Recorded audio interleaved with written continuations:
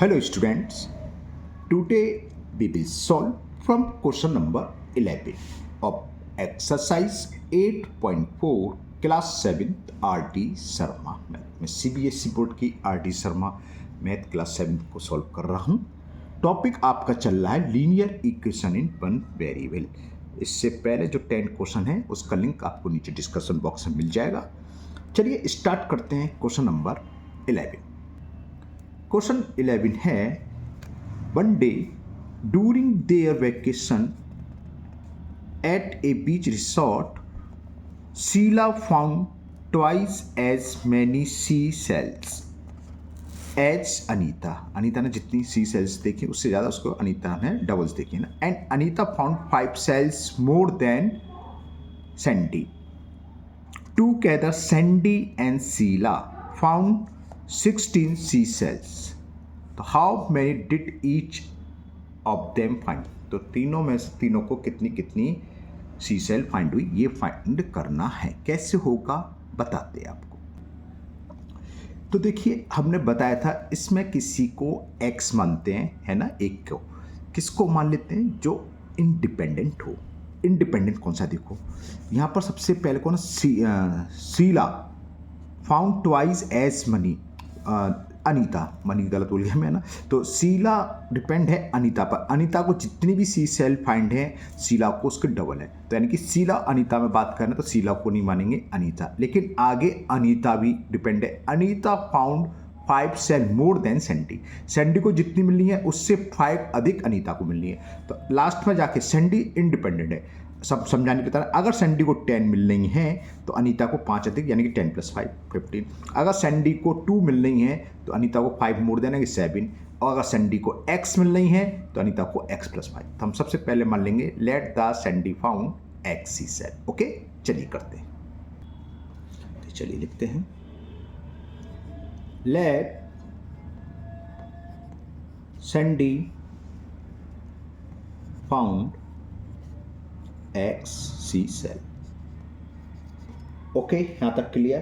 तो अनीता को कितनी मिली होंगी। अनीता को इससे 5 मोर देन है। सो अनीता फाउंड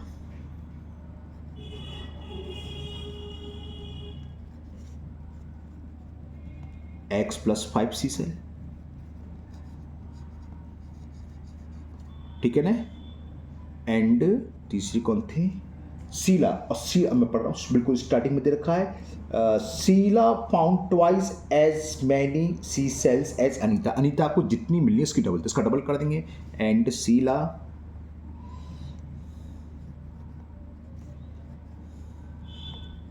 इसका डबल कर दें तो 2 टाइम्स ऑफ अनीता। तो अनीता को x + 5 इसका 2 टाइम्स हो गया इतना, इतनी सी सेल। तो ये तीनों की अलग अलग फाइंड हो गई कि सैंडी ने हमने x मानी तो अनीता की x + 5 हो गई और शीला की हो गई 2 टाइम्स ऑफ x + 5। क्लियर। अब आगे बढ़ते हैं। अनीता फाउंड मोर सेल तो हो गया। Together Sandy and Sheila found 16 sea shell. तो अकॉर्डिंग टू क्वेश्चन क्या, दोबारा सुन लीजिए, सैंडी एंड शीला, सैंडी को कितनी मिलनी है x, शीला को कितनी मिली है, इन दोनों का सम दे रखा है। यानी कि सैंडी की x प्लस शीला की 2 टाइम्स ऑफ x + 5 ये दे रखी है। टोटल मिलाकर इनका सम कितना दे रखा है, कहाँ उड़ जाता है मेरी आंखों के सामने से question. Together Sandy and Sheila found 16। तो ये इक्वल दे रखा है 16। तो अब तो हो जाएगा सवाल। इक्वेशन होगी 2 का अंदर मल्टीपल होगा ब्रैकेट के अंदर 2 × x कितना हो गया 2x और 2 × 5 = 10 = 16। क्लियर। आगे देखते हैं x + 2x कितना हो गया 3x और 16 को हम लेफ्ट से राइट में जाएंगे तो सॉरी 10 को लेफ्ट से राइट लेंगे तो -10। 16 में से 10 सब्ट्रैक्ट करेंगे 6 और 3 का डिवाइड हो जाएगा, ये नीचे आ जाएगा। तो यानी कि लिख दूँ डायरेक्ट 3 × 2 = 6। तो x की वैल्यू आ गई 2 जो हमने वेरिएबल माना था। How many did each of them find. तीनों ने कितनी फाइंड वैल्यू पुट कर दो। सैंडी की कितनी होगी x की वैल्यू क्या है 2। तो सैंडी फाउंड 2 सी सेल। सैंडी फाउंड 2 सी सेल। फिर कौन है अनीता। अनीता की कितनी है x + 5, x की वैल्यू 2 है, 2 + 5 7 हो गई। समझ में आ गया ना। तो अनीता फाउंड लिख दूँ डायरेक्ट एक्स प्लस 5 ये रहा, x plus 5, x value 2, 2 plus 5 7, तो लिख दिया डायरेक्ट 7c से। एंड लास्ट वन कौन सा, सीला।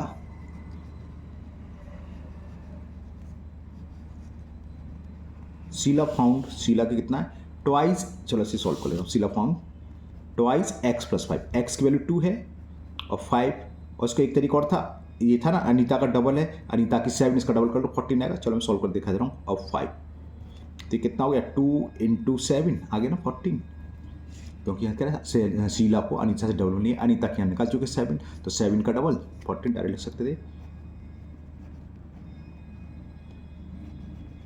ओके, तो ये क्वेश्चन कंप्लीट हुआ। मुझे उम्मीद है आपको अच्छे से समझ में आ गया होगा। चलिए लेते हैं नेक्स्ट क्वेश्चन नंबर 12। क्वेश्चन 12 है Andy has twice as many marbles as Pendy. Pendy के पास जितनी मार्बल है एंडी पर उससे डबल हैं। तो अगर हम पेंडी को x मान लें तो एंडी के 2x हो गए। लेकिन अभी आगे पढ़ते हैं। And Sandy has half as many as Andy. ये क्या एंडी पेंडी सैंडी में तो भूल जाऊंगा कौन कौन है सैंडी। तो सैंडी डिपेंड है, देखो यहाँ जो एंडी डिपेंड है किस पर, पेंडी पर, और सैंडी डिपेंड है एंडी पर। तो समझ में आ गए, पेंडी के मान लेंगे x, पेंडी के x मान लेंगे तो एंडी के 2x हो जाएंगे और सैंडी के हो जाएंगे एंडी का x/2, ठीक है ना। And Sandy has half as many has Andy and Pendy. अच्छा, एंडी और पेंडी दोनों को मिला के जितने हैं उतने सैंडी के हैं। ओके, तो इंडिपेंडेंट पेंडी है तो पेंडी के मान लेंगे। Let the number of marbles Pendy has x। Clear. तो ये कौन है एंडी, एंडी के कितने हो गए, कहाँ गया ट्वाइस, तो 2x हो जाएंगे। चलो इतने देखें, एंडी पेंडी सैंडी के चक्कर में खुद कंफ्यूज हो जाऊंगा। चलिए लिखते हैं पहले, तो चलिए लिखना शुरू करें। लेट, एक बार फिर देखो, एंडी हैज ट्वाइस पेंडी, हाँ लेट पेंडी इंडिपेंडेंट है तो लेट पेंडी हैज x मार्बल्स, ठीक है ना। अच्छा पूरी स्पेलिंग लिखनी, सॉरी, x मार्बल्स। तो अब जो कौन डिपेंड है इस पर, सब शुरू में क्या रखा है, Andy has twice as Pendy. Pendy के x है तो एंडी के ट्वाइस का 2x हो जाएंगे। तो लिख लो एंड एंडी, एंड लिखना ऊपर भी लिखना भूल गया था, and Andy has 2x marbles. और एक और चीज है सैंडी, तो सैंडी हैज, पढ़ लो सवाल, मैं बोल रहा हूं आप ध्यान से सुनना। सैंडी हैज हाफ, तो सैंडी हैज हाफ का मतलब 1/2, ठीक है ना। कहाँ गया भाई, सैंडी हैज किधर चला गया, क्वेश्चन नंबर कौन सा 12। Sandy has half as many has Andy and Pendy. Andy और पेंडी के जितने उनके मिलाकर, उनके दोनों के मिलाकर जितने भी है उसके हाफ, यानी कि ये हो गए।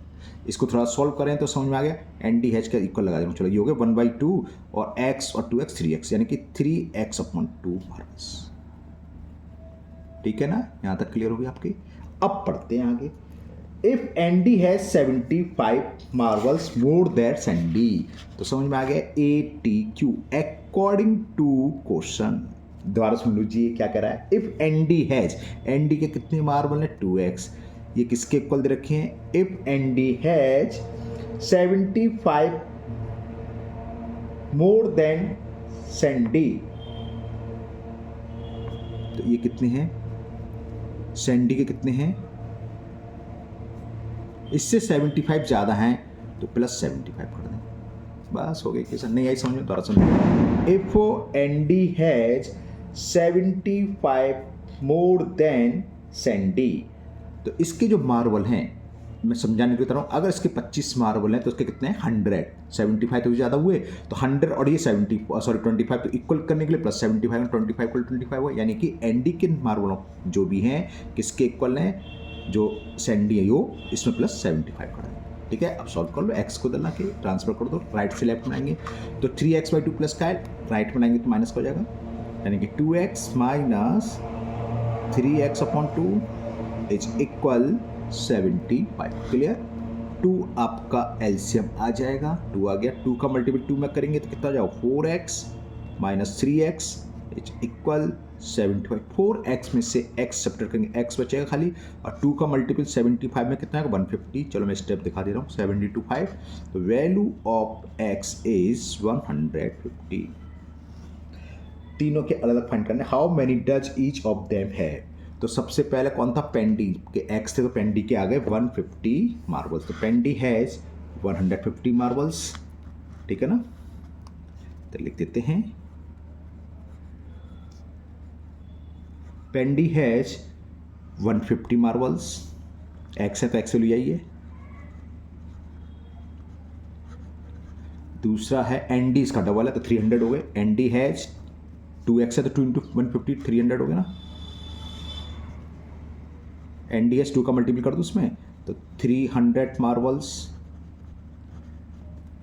और ये कितना है 3x/2, कौन है ये, सैंडी। चलो सामने दिखा देता हूँ आपको, दिखाई दे, यहाँ लिख दे रहा हूँ, है ना। तो लिख देंगे सैंडी हैज कितने 3/2 × x, x की वैल्यू कितनी है 152 से ये 75 हो गया, और 75 3 या 3 5 या 15, कैरी 1, 3 7 या 21 और 122, तो 225 मार्बल्स।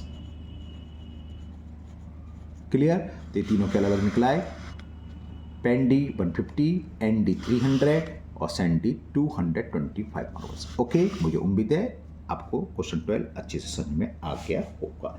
चलिए लेते हैं नेक्स्ट क्वेश्चन नंबर 13।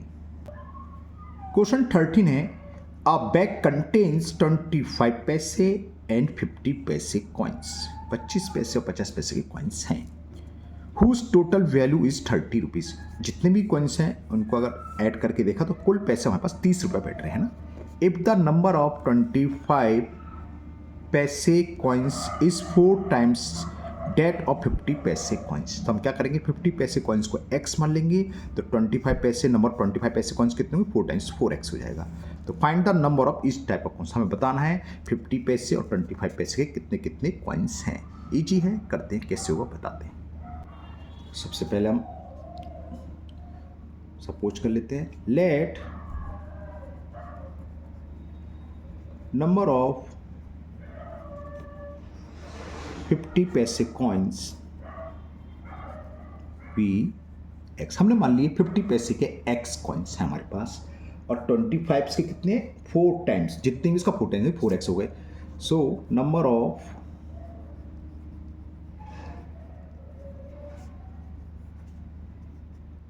25 पैसे कॉइन्स वी 4x, कह रहा है क्वेश्चन में जितने भी 50 पैसे का उसका 4 टाइम्स, हमारे पास 25 पैसे के कॉइन्स हैं। यहाँ तक क्लियर हो गया आप लोगों को।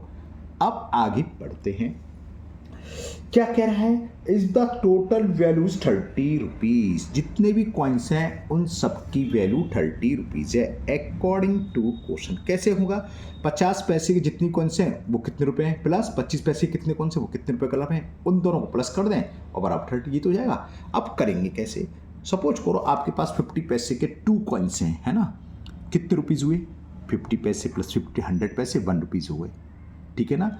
तो सीधी सी बात है 50 पैसे के जितने भी कॉइन्स हैं, 50 पैसे के कॉइन्स को रुपए में कन्वर्ट करना हो तो 2 से डिवाइड कर दो। अगर हमारे पास 4 कॉइन्स हैं तो 2 से डिवाइड कर दो, 2 रुपीज़ के बराबर लगा के देखो, 4 कॉइन्स बराबर 2 रुपीज़ तो हुआ। अगर हमारे 50 पैसे के 10 कॉइन्स हैं 2 से डिवाइड कर दो 5 आ गया, यानी 5 रुपये के बराबर।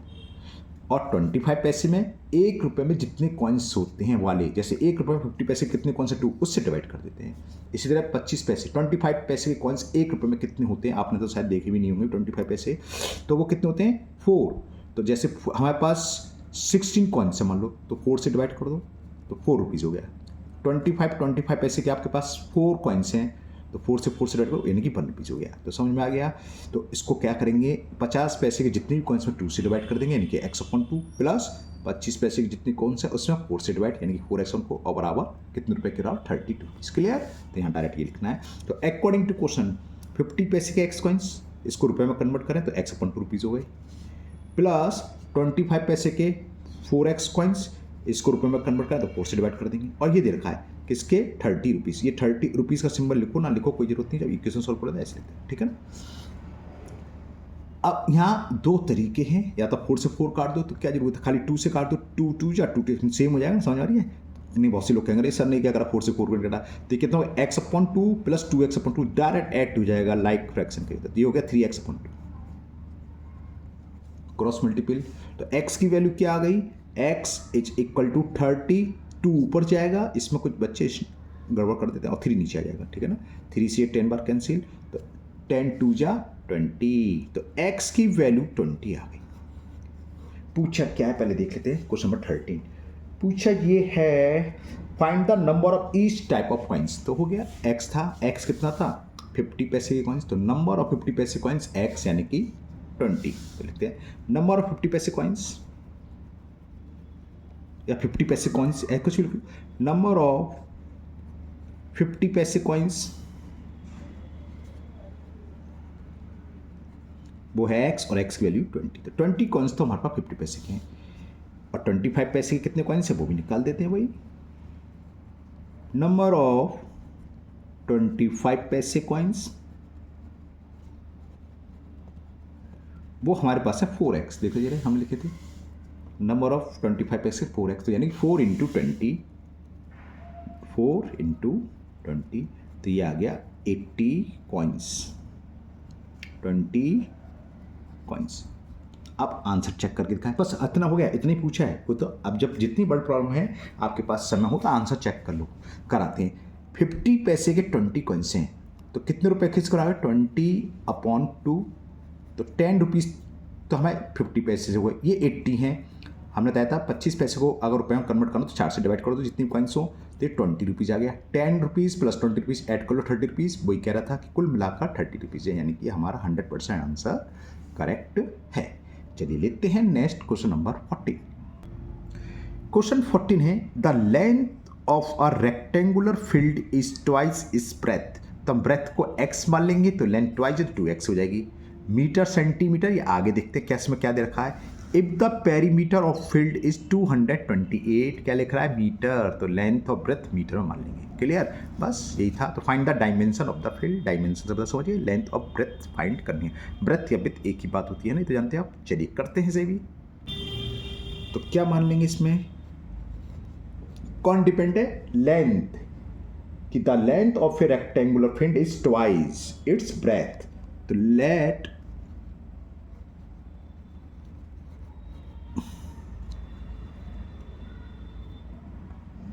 अच्छा बी लोगे उनके क्या रेथ लिखा है, बी है ना, थोड़ा बीच हो है ब्रेथ है, मैं भी कह रहा कि क्या रेथ लिख गया, बी है, तो लेट ब्रेथ ऑफ, सही से लिखना है, मैंने कुछ भी ज़्यादा दे दिया, of rectangular field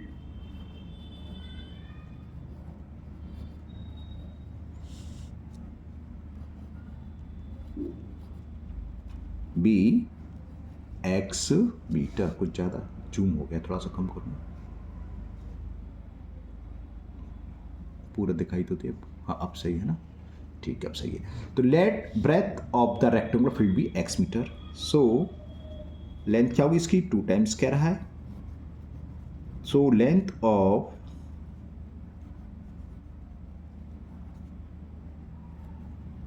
rectangular field be twice ही करा था, हाँ ट्वाइस ही करा, तो 2x मीटर। पेरीमीटर दे रखा है, तो अकॉर्डिंग टू क्वेश्चन पेरीमीटर का फॉर्मूला ट्वाइस ब्रैकेट में l, और लेंथ कितनी है 2x प्लस विड्थ, ब्रेथ कितनी है x, ये दे रखा है, किसके इक्वल दे रखा है पेरीमीटर, पेरीमीटर हमें दे रखा है कहाँ गायब हो जाता है 228 मीटर। एक्चुअली मैं वीडियो बना रहा होता है ना, तो मैंने थोड़ा सा कोई जुगाड़ कर रखा है वीडियो कैमरा में रखने के लिए, तो एक स्टैंड सा बना रखा है, बुक भी रखनी होती है तो बुक स्टैंड के नीचे आ जाती है ना तो मुझे ढूंढना पड़ता है वो कहाँ लिख रहा है, अब स्टैंड में भी नीचे वो भी चाहिए बेस उसके नीचे छुप जाती है, इसलिए मैं ढूंढता हूँ कहाँ गया नहीं, आप कह दो सर क्या कहते हैं कहाँ गई क्वेश्चन, ये हाँ ये बवाल है, ठीक है ना।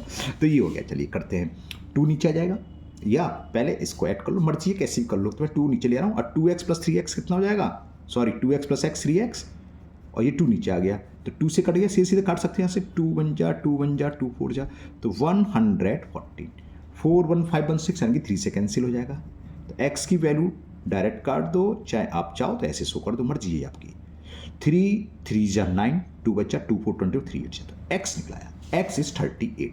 तो वैल्यू ऑफ x जो बैरियर हमने माना था, ब्रेथ मानी थी x 38, तो ब्रेथ तो मालूम पड़ गई। तो यही पूछा था, ब्रेथ ऑफ रेक्टेंगुलर फील्ड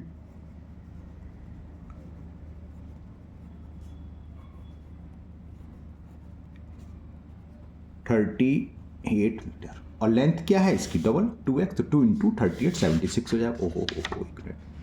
तो length of field, length of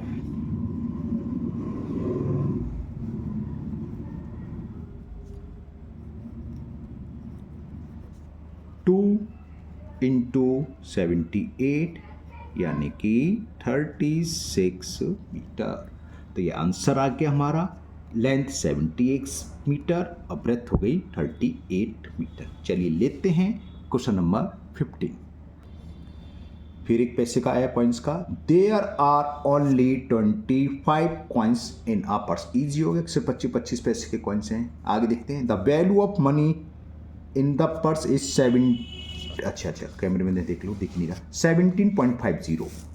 तो find the number of coins in the rupees. ये तो बहुत ईजी से है, कैसे है बताते हैं। 25 पैसे कॉइन्स पूछे हैं, मान लो x है, चलिए करते हैं। तो लेट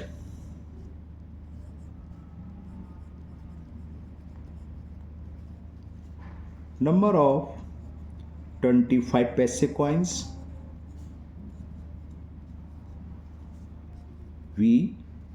x और टोटल इनकी पैसे दे रखे हैं। अभी समझाया था 25 पैसे को रुपए में कन्वर्ट करें तो किससे डिवाइड करता है, किससे बताया। हाँ बिल्कुल सही कह रहे हो, ठीक है, वेरी गुड बोल देता हूँ, भले एक दो ने गलत बोला हो। 4 से डिवाइड करते हैं ना। 25 पैसे का अगर हमारे पास 4 कॉइन्स है तो 1 रुपये के बराबर तो 25 25 25 25 100 पैसे हो गए, 100 पैसे बराबर 1 रुपये है ना, तो 4 से डिवाइड कर देंगे। तो x कॉइन्स हैं तो इसको रुपए में कन्वर्ट करने के लिए क्या होगा, 4 से डिवाइड इनके अपॉन 4, x अपॉन 4, और ये दे रखा है कितने रुपए के बराबर, ये रुपए में कन्वर्ट हो गए 17.50। बस इतना ही छोटा सवाल था, 4 से मल्टीपल कर दो आंसर आ जाएगा 17.50 इंटू 4। तो वैल्यू ऑफ x इज 400, 4 5 जा 20 कैरी 2, 4 7 जा 28 और 2 30 कैरी 1, 4 1 जा 4 और 2 प्लेस का डेसिमल लगेगा।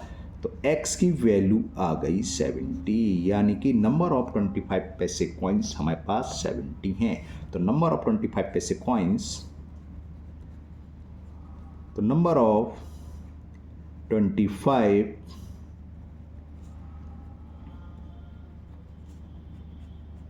70। ओके, क्लियर या कोई डाउट है? डाउट है आप कमेंट बॉक्स में बताना। किसी भी क्वेश्चन में आपको डाउट हो तो वो क्वेश्चन आपको सेम डे वरना नेक्स्ट डे मिल ही जाएगा, है ना। आपके कमेंट्स के ऊपर मिलता है। आपने रात को 2 बजे 12 बजे कर दिया तो मैं काम सेम डे कहाँ से बना दूंगा। तो अगर जो सेम डे आपको चाहिए तो 7 बजे से पहले, शाम को 7 बजे से पहले आप कमेंट बॉक्स में कमेंट कर दें, क्योंकि 7 साढ़े 7 तक फ्री होता हूँ। फिर देखता हूँ कोई कमेंट आया, किसी को कोई क्वेश्चन में डाउट है तो उस पर वीडियो बना के अपलोड कर दूँगा।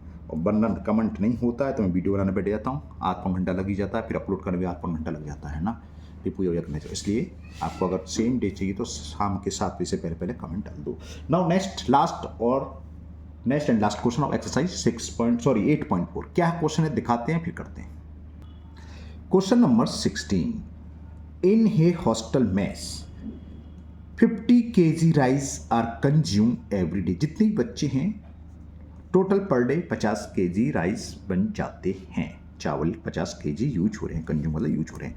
If each students gate 400 gram of rice per day, एक बच्चे को 400 ग्राम राइस सर्व करे जाते हैं, या एक बच्चा 400 ग्राम राइस खाता है पर डे, है ना। तो find the number of students who take meals in hostel mess. हमें बताना है मेस में कुल कितने बच्चे खाना खाते हैं, इनके नंबर ऑफ स्टूडेंट बताने हैं, जो कि हम x मान लेंगे। कितना ईजी है, फिर कैसे होगा बताते हैं।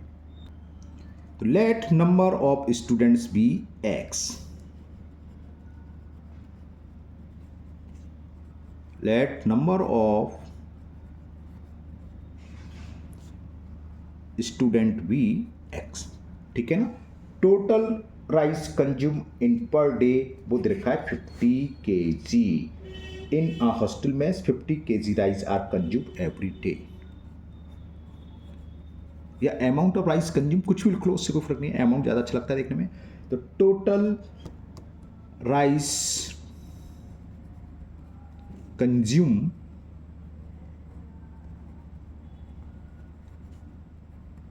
इन डेली या एवरी डे, वो हमें दे रखा है 50 kg।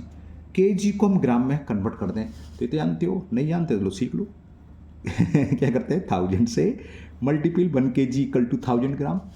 तो ये कितना हो गया, इसको चाहे ऐसे रहने दो चाहे सॉल्व कर लो, मर्जी आप 1 2 3 1 2 3 50,000 ग्राम हो गया। ऐसा क्यों करा कि आगे ग्राम में दे रखा है। मैं थोड़ा सा जूम कम करूँ, अब दिख रहा है पूरा, अब दिख रहा है। अब आगे क्या दे रखा है, if each student gets 400 gram of rice, फिर लिख दो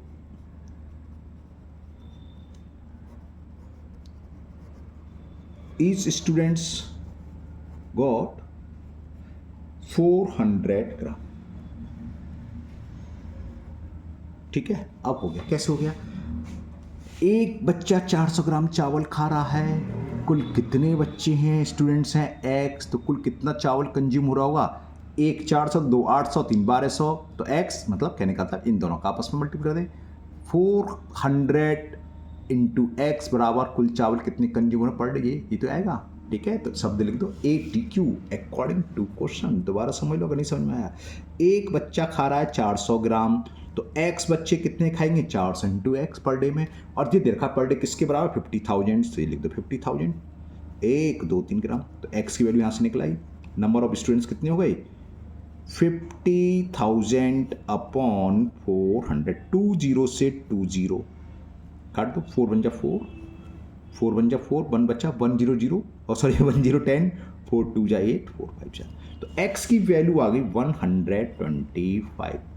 तो मैथ्स में कुल कितने स्टूडेंट्स हो गए, 125। ये पूछा था find the number of students who take meals in the hostel maths, तो बस सीएससी देखो, नंबर ऑफ स्टूडेंट्स इज 125।